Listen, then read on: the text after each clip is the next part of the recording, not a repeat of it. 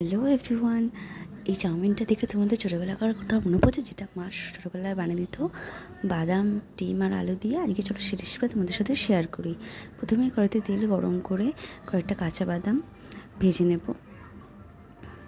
Light brown কালারটা চলে এলেই বাদামটা ভেজে আমি তুলে নেব।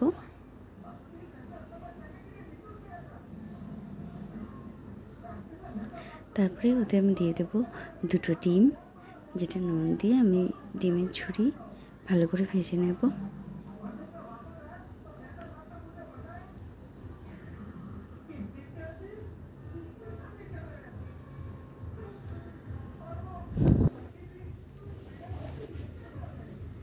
যতই আমরা হোটেলে চাউমিন খেতে ভালোবাসি না কেন, এই চাউমিনটা কিন্তু আমরা সবাই খেতে খুব ভালোবাসি। দেখো ডিমটা ভাজা হয়ে গেছে, তুলে নিচ্ছি ডিমটা। এবার আমি কড়াইতে তেল দেবো, দিয়ে তার মধ্যে দিয়ে দিচ্ছি কয়েকটা কুচনো কাঁচা লঙ্কা।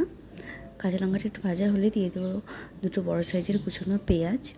পেঁয়াজটা একটু লাইট ব্রাউন কালার অবধি হতেই আমি দিয়ে দেবো মিডিয়াম সাইজে দুটো কুচানো আলু, যেটা নুন আর হলুদ দিয়ে আমি ভালোভাবে ঢাকা দিয়ে ভাজতে থাকবো আলুটা প্রপারলি বয়েলড হয়ে যাওয়া অবধি। এখানটা আলুটা ভাজাটা হতে থাকলে ততক্ষণ আমরা চাউমিনটা সেদ্ধ বসিয়ে দিই। দেখো জলটা গরম বসিয়েছিলাম, জলটা ফুটে গেছে। ওতে আমি দিয়ে দিয়েছি একটু নুন আর একটু সাদা তেল। ওটা ভালো সাথে করে জলের সাথে মিশিয়ে নিয়ে ওর মধ্যে আমি চাউমিনটা দিয়ে দিচ্ছি।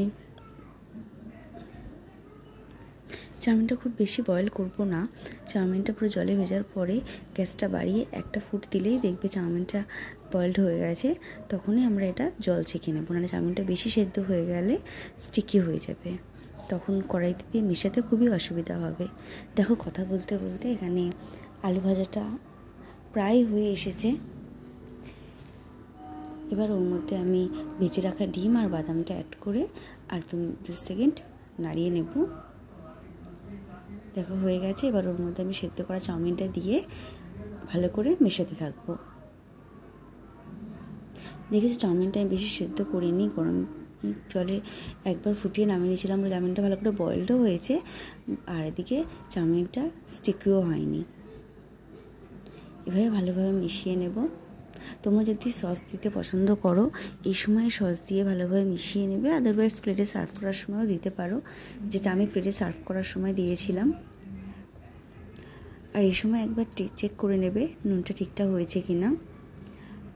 দেখো আমার এটা হয়ে গেছে। এবার আমি সার্ভ করে দিয়েছি সস দিয়ে। তোমাদের আজকে রেসিপিটা কেমন লাগলো আমাকে অবশ্যই জানিও। ধন্যবাদ সবাইকে।